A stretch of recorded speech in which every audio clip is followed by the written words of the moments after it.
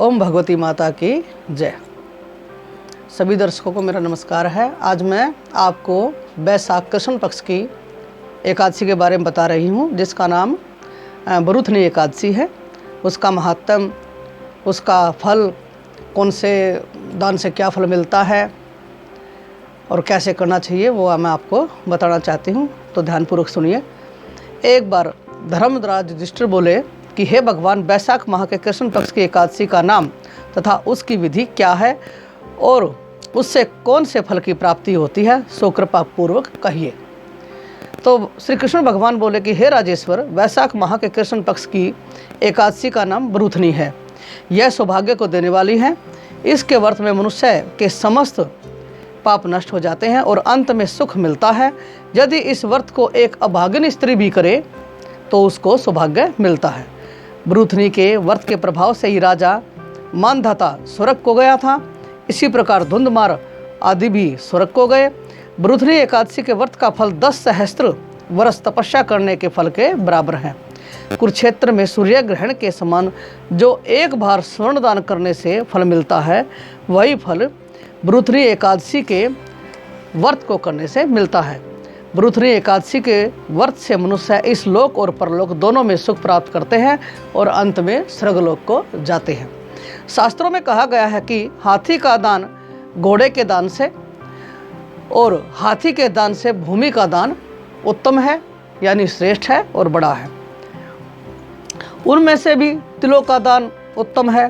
तिल से स्वर्ण का दान और स्वर्ण के दान से यानी सोने के दान से अन्न का दान सबसे श्रेष्ठ है,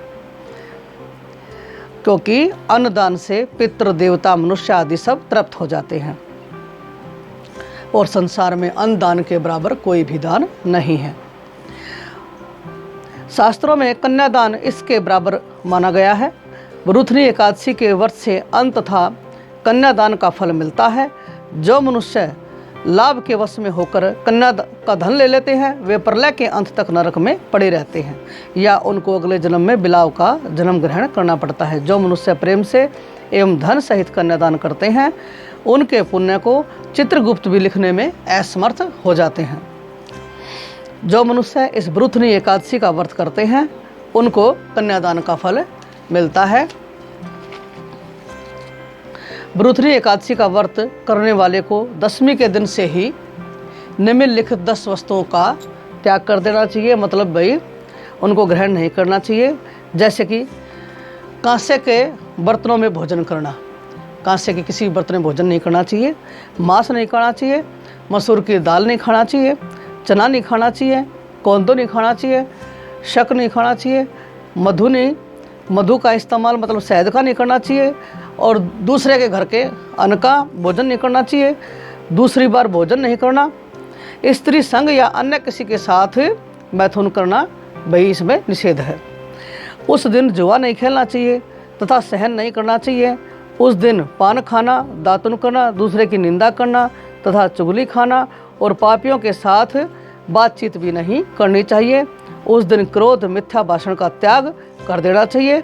इस व्रत में नमक, तेल तथा अन्न वर्जित है। क्या है? नमक नहीं खाना चाहिए, तेल का इस्तेमाल नहीं करना चाहिए और अन्न भी वर्जित है, नहीं इस्तेमाल करना चाहिए। हे राजन, जो मनुष्य एकादशी को विधिवत करते हैं, उनको स्वर्गलोक की प्राप्ति होती है। इस व्रत के महात्म को पढ़ने से 1 सहस्त्र गोदान का फल प्राप्त होता है।